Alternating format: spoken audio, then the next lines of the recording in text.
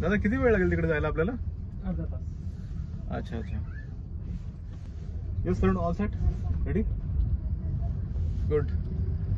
तर आपण चाललोय कुठे? महिंद्रा शिविंग सर्व्हिस सेंटर, आपली गाडीची नवीन डिलिव्हरी घ्यायला. So stay tune. गाडीचा पूर्ण सँडविच झालं होतं, पाठून ट्रकने ठोकलं होतं आणि त्यांनी फक्त ठोकलं नाही, त्यांनी ठोकून गाडी सोबत आम्हाला दुसऱ्या ट्रकवर त्याने आदळलं. रस्त्यावरती सगळे हैराण झाले ते ऍक्सिडेंट बघून. आता ते महिंद्रावाले एवढं आश्चर्य झाले की तुम्ही वाचले कसे? तेच ना. एवढं मोठं दोन ट्रकांना आदळणं म्हणजे आपण सावध राहिलो ना तर समोरचा पण जीव वाचू शकतो आणि आपला पण जीव वाचू शकतो. असं आहे.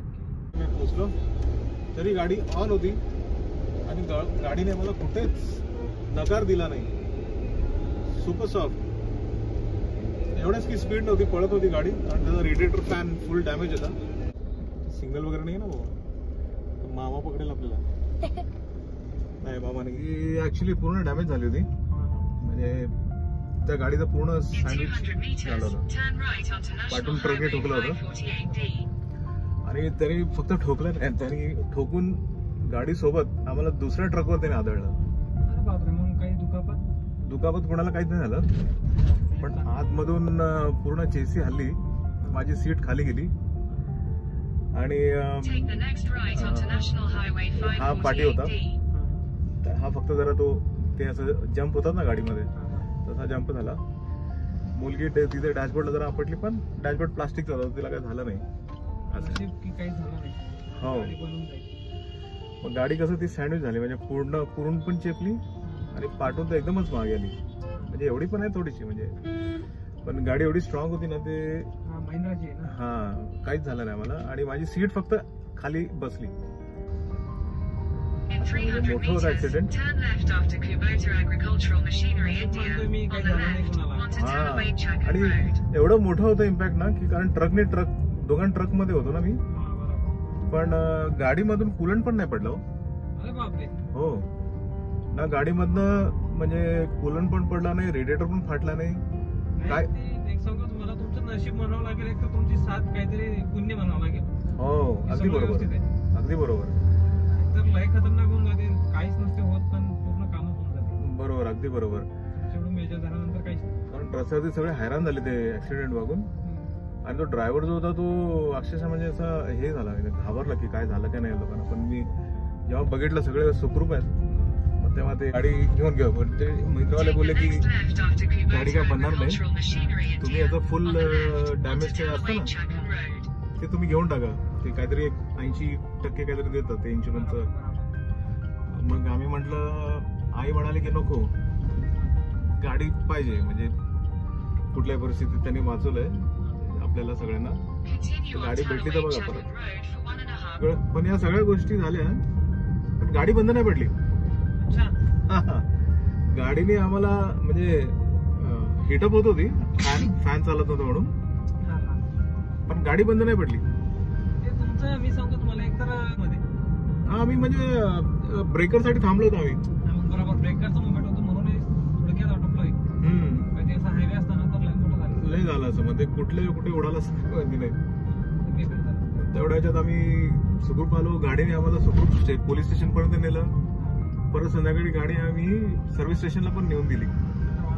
तोपर्यंत गाडी म्हणजे साथ दिली आम्हाला. पण गाडीतून धूर वगैरे निघत होता पाठवून, पण ठीक आहे. तेवढ्यात आम्ही टेम्परेचर मॉनिटर करत गाडी आम्ही सर्व्हिस सेंटर पर्यंत नेली. टोजन करायचं आम्ही वाट बघितली टोजनसाठी, पण ती लोक पण 2 तास लावत होती यायला. मग म्हटलं आता एवढा वाट बघायचं म्हणजे आता एकतर आम्ही ऑलरेडी थरथरच कापत होतो आणि त्याच्यामध्ये वाट बघायची म्हणजे ते अजून, आणि भूक, जेवण नाही काय नाही. आणि पोलीसवाले तुम्हाला माहिती आहे, आल्याला ते लोक स्वागत करत नाहीत.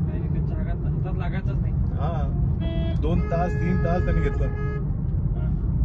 आणि काय त्या लोकांनी मांडवली करायसाठी थांबले, ते समोरचं काय कळत. आम्हाला खूप फिरवलं त्यांनी. म्हणजे अक्षरशः सकाळी 8ला झालं होतं ऍक्सिडेंट, दुपारी 3ला त्यांनी माझी केस घेतली. एवढा उशीर लावला त्यांनी. पण एवढंच की त्यांनी मदत केली की त्या ड्रायव्हरला पकडून ठेवलं आणि त्या ड्रायव्हरला सोडलं नाही त्यांनी.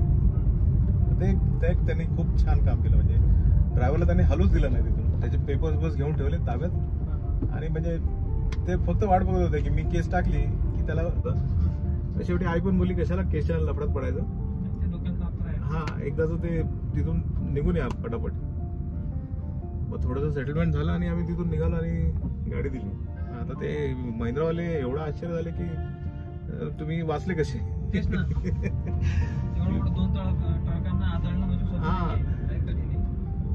धक्का लागणं सहन होत नाही माहितीये. आणि मी ड्रायव्हर असून सुद्धा मी सीट बेल्ट लावला होता, मला जराही काय लागलं नाही. म्हणजे असं खरोच पण नाही किंवा असं काहीच नाही. मुलीला थोडंसं आपटली प्लास्टिक जर नाकाला दिला तसं दुखत होतं मोकामासारखं हा होता. पण ठीक आहे लोक म्हणजे भीतीमधनं आम्हाला निघायला जवळजवळ 1 आठवडा लागला. एवढं हे होतं. ऍक्च्युली काय नाही, ड्रायव्हिंग करताना ना आपण सावध राहिलेलोच बरं. असं आहे, कारण आपण सावध राहिलो ना तर समोरचा पण जीव वाचू शकतो आणि आपला पण जीव वाचू शकतो. असं आहे.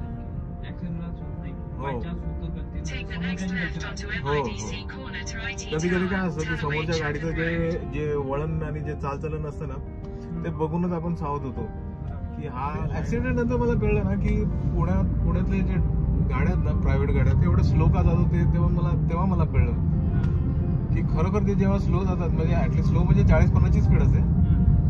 पण पाठचा जो असतो ना जो समजा दारू पिलेला असेल किंवा ट्रकवाला झोपीत असेल पण तो सावध होतो की समोरची गाडी स्लो आहे, एकतर ओव्हरटेक कर नाही तर मग गपचिप त्या मागे राहा. असं हे असं. तर मित्रांनो आम्ही आलेलो आहोत महिंद्रा सर्व्हिस सेंटरमध्ये आपली कारची डिलिव्हरी घ्यायला. तुम्ही बघू शकता.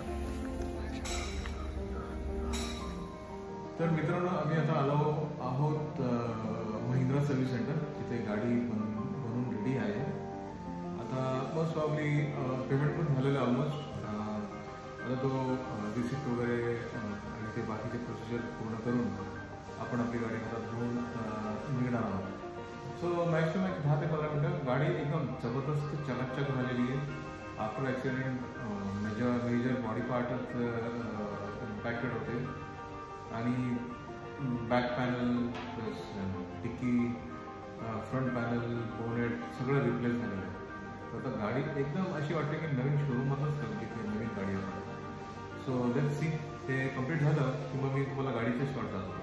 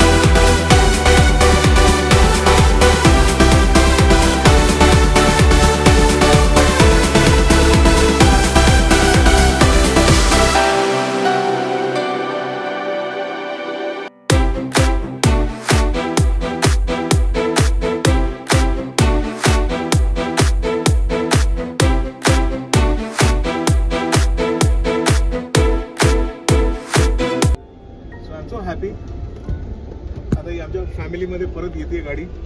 ही गाडी सोडू शकत नाही, कारण या गाडीने आमच्या जीवाला जे धोका होता ते एकदम मिनिमाइज केलेलं आहे.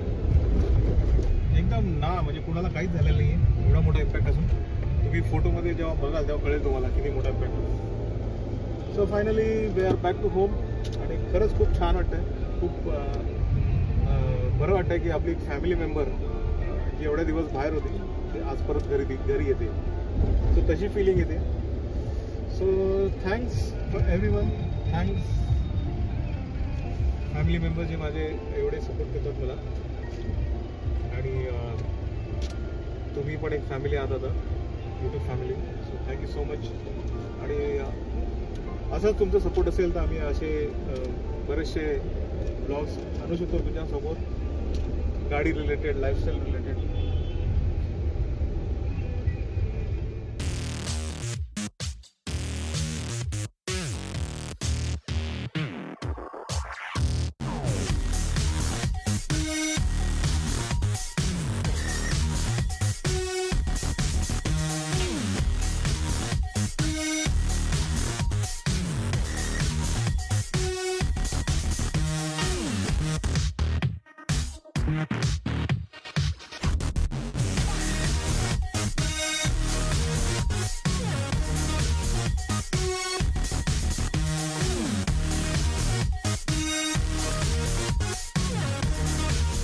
तर मित्रांनो, तुम्ही बघू शकता अशा प्रकारे आम्ही आपली गाडीची डिलिव्हरी घेतली आणि गाडी एकदम चकाचक झाली, ॲज गुड ॲज न्यू.